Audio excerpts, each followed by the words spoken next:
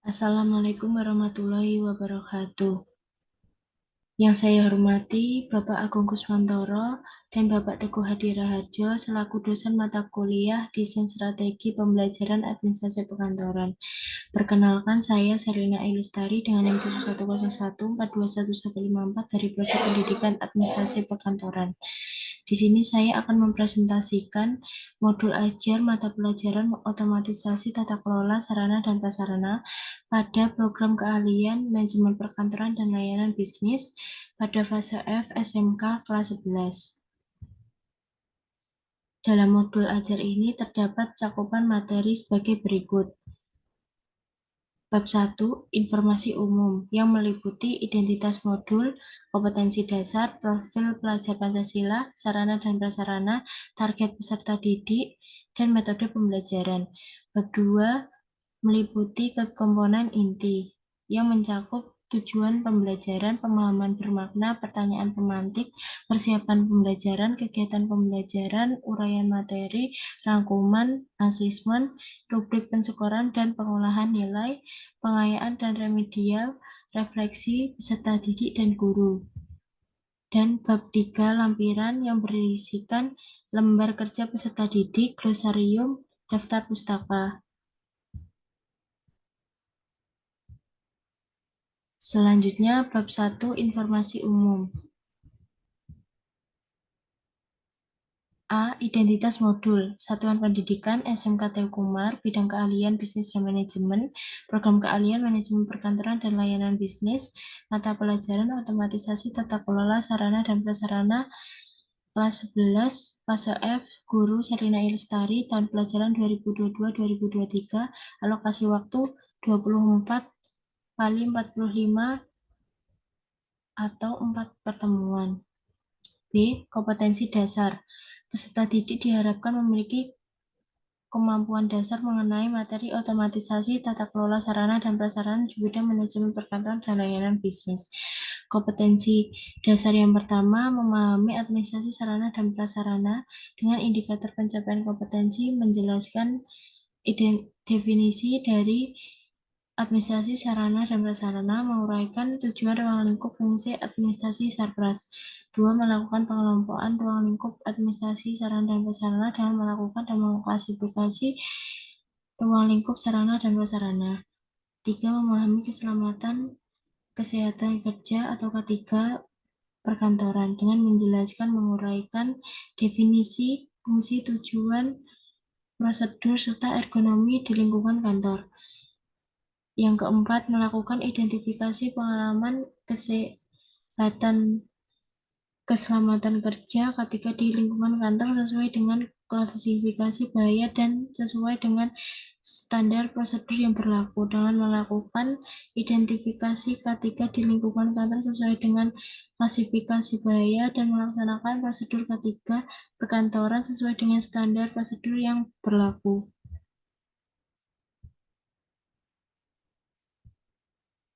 Selanjutnya mengenai profil pelajar Pancasila yang meliputi 5 dimensi. Dimensi 1, beriman kepada Tuhan Yang Maha Esa. Dimensi 2, mandiri. Dimensi 3, kreatif. Dimensi 4, gotong royong. Dimensi 5, bernalar kritis. Sarana dan prasarana yang digunakan, sarana, buku paket, PowerPoint, video pembelajaran, lingkungan belajar terdekat, dan ATK. Prasarana meliputi PC atau laptop, smartphone, LCD atau proyektor. Target peserta didik. Perangkat ajar ini dapat digunakan guru untuk mengajar di kelas 11 dengan jumlah maksimal 36 peserta didik. Program keahlian MPLB pada bidang keahlian SMK Bisnis dan Manajemen. Terdapat target peserta didik sebagai berikut. Peserta didik reguler atau tipikal. Peserta didik umum tidak ada kesulitan dalam mencerna dan memahami perangkat ajar. 2. Peserta didik dengan kesulitan belajar. Peserta didik umum tidak ada kesulitan dalam mencerna dan memahami materi ajar. 3. Peserta didik dengan pencapaian tinggi. Selanjutnya, metode pembelajaran. Pendekatan pembelajaran yang digunakan adalah saintifik, karena untuk memberi pemahaman kepada peserta didik untuk mengetahui, memahami, mempraktekkan apa yang sedang dipelajari secara ilmiah. Sedangkan metode pembelajaran yang digunakan adalah discovery learning. Karena pembelajaran lebih berpusat kepada peserta didik bukan guru, memahami konsep arti dan hubungan melalui proses intuitif untuk menemukan konsep dan prinsip. Selanjutnya, teknik pembelajaran yang digunakan adalah paparan, diskusi, tanya jawab, dan praktik.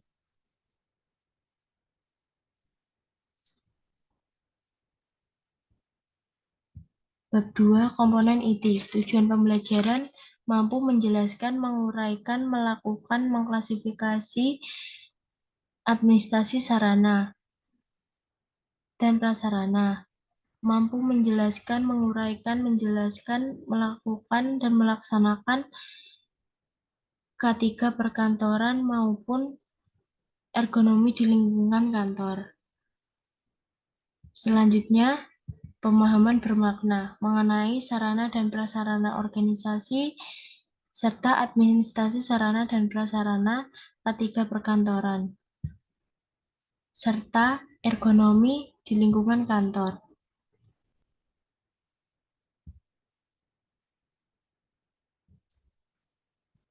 C. Pemahaman pemantik. Menurut kalian, bagaimana sarana dan prasarana yang ada di sekolah? Selanjutnya, persiapan pembelajaran yang meliputi materi 1, administrasi sarana dan prasarana, strategi pembelajaran, peserta didik diberikan materi tentang administrasi Sarpras, kemudian peserta didik mempresentasikannya. Tempat, ruang kelas, alat bantu, smartphone LCD, laptop ATK. Sedangkan bahan menggunakan jaringan internet, form pengamatan, daftar pertanyaan lisan atau tertulis, dengan waktu 4 jam pelajaran.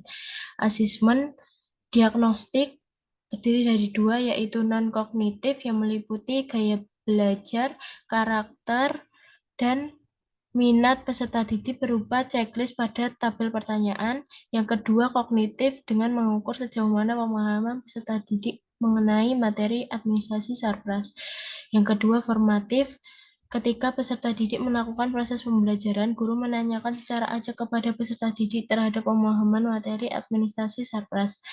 Sumatif, di akhir kompetensi tengah semester atau akhir semester, melakukan tes secara holistik, Pilgan dan Isai, dengan tujuan menentukan peserta didik kompeten tidak mengetahui ketuntasan. Materi selanjutnya, ruang lingkup administrasi Sarpras, keselamatan kesehatan kerja K3 perkantoran, dan ekonomi lingkungan kantor yang dilaksanakan di ruang kelas dan 4 jam pelajaran.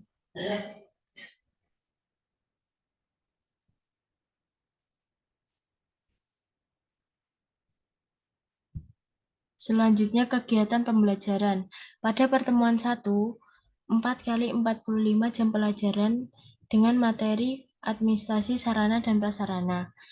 Pendahuluan dengan alokasi waktu 10 menit. Orientasi, guru melakukan pembukaan dengan salam dan berdoa untuk memulai pembelajaran. Guru memeriksa kehadiran peserta didik, menyiapkan fisik dan psikis peserta didik dalam mengawali kegiatan pembelajaran. Persepsi dengan mengaitkan materi pembelajaran yang akan dilakukan dengan pengalaman peserta didik atau materi sebelumnya, mengajukan pertanyaan yang ada kaitannya dengan pelajaran yang akan dilaksanakan. Motivasi, memberikan gambaran tentang manfaat mempelajari pelajaran yang akan dipelajari dalam kehidupan sehari-hari, menyampaikan tujuan pembelajaran pada pertemuan yang berlangsung. Pemberian acuan dengan memberitahukan mata pelajaran yang akan dibahas pada pertemuan saat ini. Memberitahukan tentang indikator pembelajaran dan langkah pembelajaran pada pertemuan yang berlangsung. Kegiatan inti dengan alokasi waktu 160 menit. Fase 1, pemberian stimulus atau mengamati. Peserta didik diminta untuk mengamati berbagai sarana dan prasarana dalam lingkungan kerja, menyebutkan berbagai sarana dan prasarana, serta diminta untuk menjelaskan pengertian administrasi sarana dan prasarana. Fase 2, pernyataan atau identifikasi masalah, menanya dan menalar. Guru memberikan kesempatan kepada peserta didik untuk mengidentifikasi sebanyak mungkin pertanyaan yang berkaitan dengan administrasi sarana dan prasarana yang diberikan dan akan dijawab melalui kegiatan belajar. Fase 3, pengumpulan data individual maupun kelompok. Mengumpulkan informasi tentang ruang lingkup, tujuan, fungsi dari administrasi sarpras atau kreatif. Fase 4, pembuktian atau verifikasi, mengasosiasi. Peserta didik mempresentasikan hasil informasi mengenai ruang lingkup, tujuan, dan fungsi administrasi sarpras. Fase 5, menarik kesimpulan atau generalisasi. Peserta didik memberikan kesimpulan tentang pengertian ruang lingkup, tujuan, dan fungsi administrasi sarpras. Penutup dengan alokasi waktu 10 menit.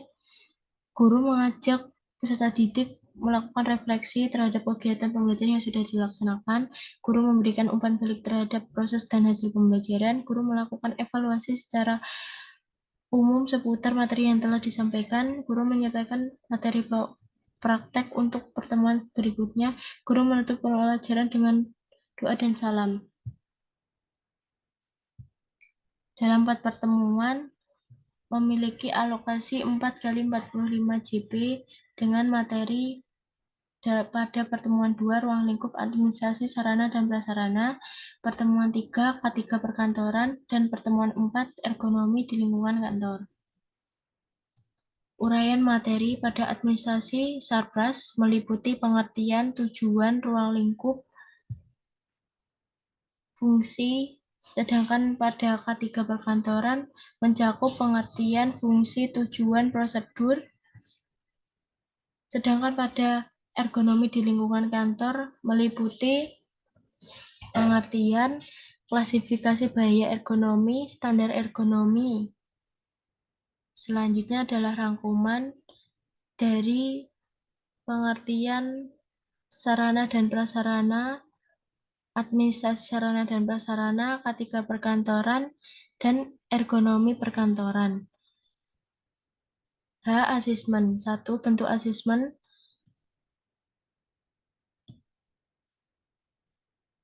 Yang pertama, tertulis menggunakan tes objektif pilihan ganda. Performa, melakukan teknik observasi. Guru mengamati kinerja peserta didik dilihat dari pekerjaan dan kelengkapannya serta dari kegiatan presentasi hasil pekerjaan. Yang ketiga, sikap, disiplin dari time step saat mulai mengerjakan, kerja keras dan tanggung jawab dilihat dari kelengkapan dalam mengerjakan soal. 2. Asesmen. 1. Asesmen sebelum pembelajaran awal yang terdiri dari asesmen diagnostik non-kognitif yang meliputi gaya belajar, karakter, dan minat peserta didik dengan menjawab pertanyaan pada tabel berikut. Seperti pernyataan yang pertama, saya lebih suka banyak ilustrasi gambar-gambar saat belajar dengan kolom jawaban ya atau tidak dan diberi checklist.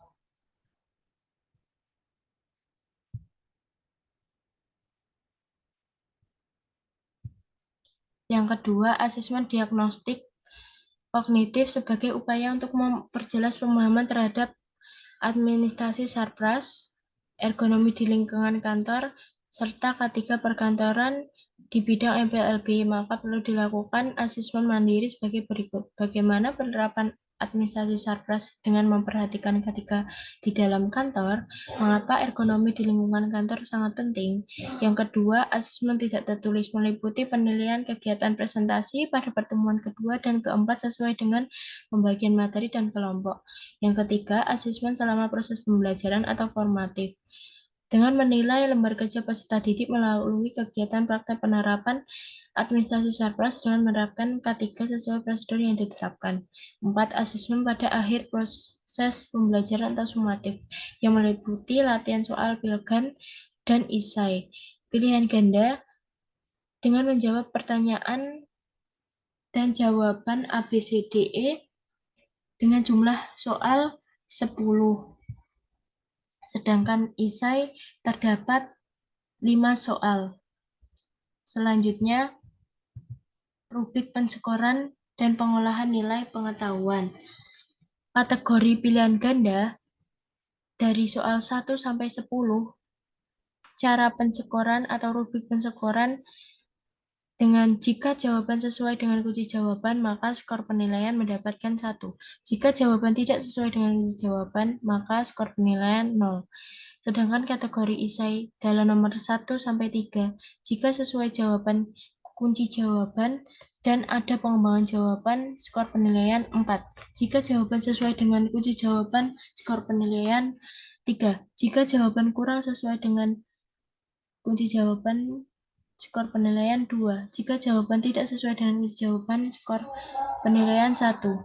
Sedangkan esai pada nomor soal 4 dan 5, jika terdapat 6 jawaban benar, maka skor penilaian 4. Jika terdapat 5 jawaban benar, maka skor penilaian 3. Jika terdapat 4 jawaban benar, maka skor penilaian 2. Jika terdapat 1 sampai 3 jawaban yang benar, maka skor penilaian 1. Baik, selanjutnya pengolahan nilai.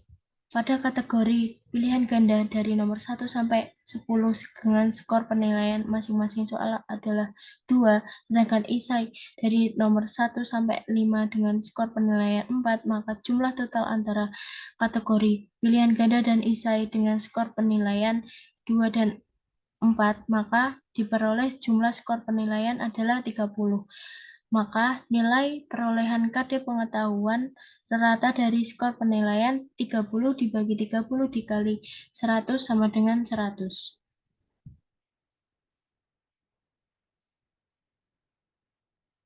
Selanjutnya, rubrik penskoran dan pengolahan nilai keterampilan.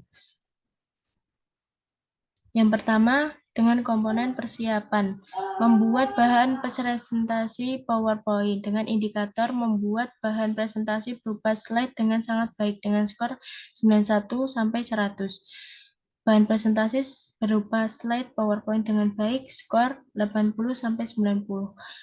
Bahan presentasi sangat berupa slide PowerPoint dengan kurang baik 70 sampai 79. Proses yang kedua, 2.1, kemampuan menyajikan presentasi dengan sangat baik, skor 91 sampai 100. Menyajikan presentasi dengan baik, skor 80 sampai 90. Menyajikan presentasi dengan kurang baik, 70 sampai 79. Isi materi.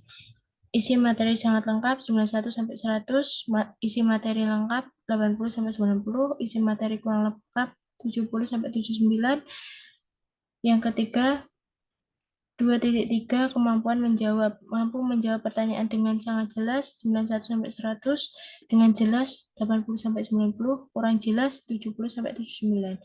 3. Sikap kerja. Sikap kerja sangat menarik 91 sampai 100, menarik 80 sampai 90, kurang menarik 70 sampai 79.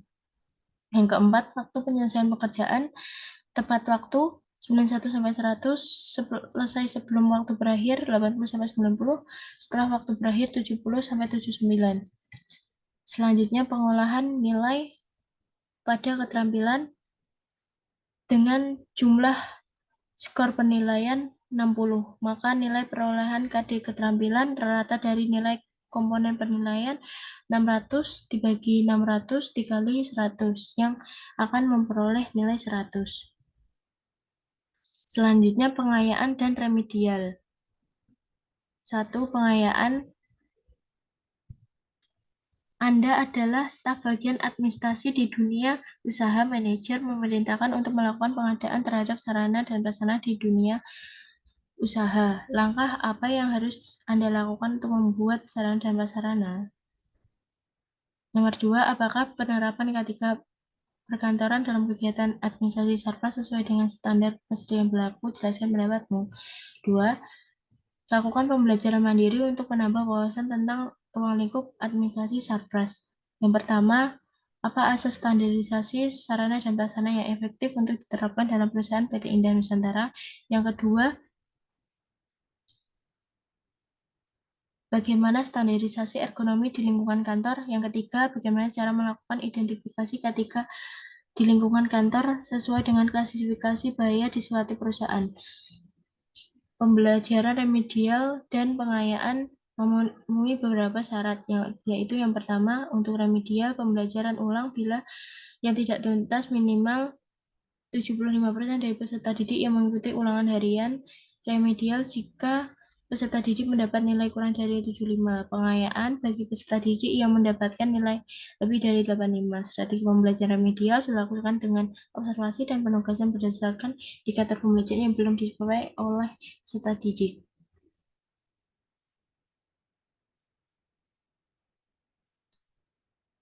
Selanjutnya mengenai refleksi. Refleksi guru. Yang pertama, siapa peserta didik yang aktif dan berkinerja baik? 2. Siapa peserta didik yang kurang memperhatikan dan berkinerja kurang baik? 3. Apa rencana atau strategi yang berhasil hari ini? 4. Apa poin penting yang harus saya siapkan untuk esok hari? Yang kedua, refleksi peserta didik. Apakah kamu menyukai pembelajaran hari ini? 2. Apa saja yang kamu dapatkan setelah mengikuti proses pembelajaran hari ini? 3. Kesulitan apa yang ditemukan selama proses pembelajaran? 4. Gaya belajar seperti apa yang membantumu lebih memahami materi dan keseluruhan proses pembelajaran? Yang kelima, beri tanda centang pada salah satu gambar yang dapat mewakili perasaan kamu setelah mempelajari materi ini. Selanjutnya, bab 3 lampiran. Yang pertama, lembar kerja peserta didik. Lembar kerja peserta didik, otomatisasi tata kelola sarana dan prasarana di bidang MPLB. A. Soal praktik. Lakukan kunjungan ke sebuah kantor layanan publik yang terdekat. Anda sebagai peserta didik dapat dilakukan secara berkelompok 2 orang, melakukan pengamatan dan interview mengenai ruang lingkup administrasi Sarpras, perkantoran, serta penerapan K3 perkantoran pada divisi Sarpras. Prasyarat, peserta telah memenuhi syarat pengetahuan 80% dan melakukan koordinasi perizinan untuk melakukan kunjungan sesuai prosedur. C. Alat dan bahan. ATK, HP, lembar pengamatan yang telah disusun bersama guru. D. Langkah kerja. 1. Bentuk kelompok masing-masing terdiri 2 orang. 2. Koordinasikan dengan kelompok tentang tujuan kunjungan, rencana melakukan kunjungan, dan prosedur kunjungan di luar lingkungan belajar. 3. Buatlah daftar poin pengamatan dan konsultasikan kepada guru. Lakukan pengamatan sesuai rencana yang telah dibuat. 5. Kumpulkan hasil pengamatan kalian pada guru pembimbing.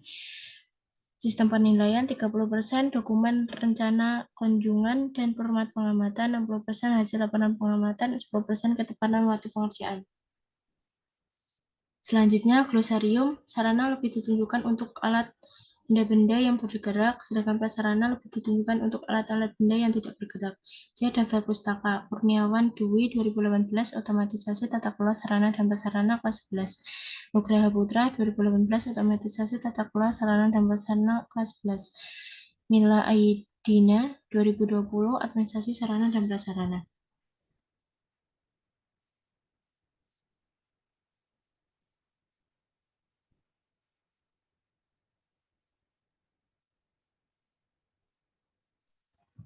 Sekian presentasi dari saya, kurang lebihnya mohon maaf. Wassalamualaikum warahmatullahi wabarakatuh.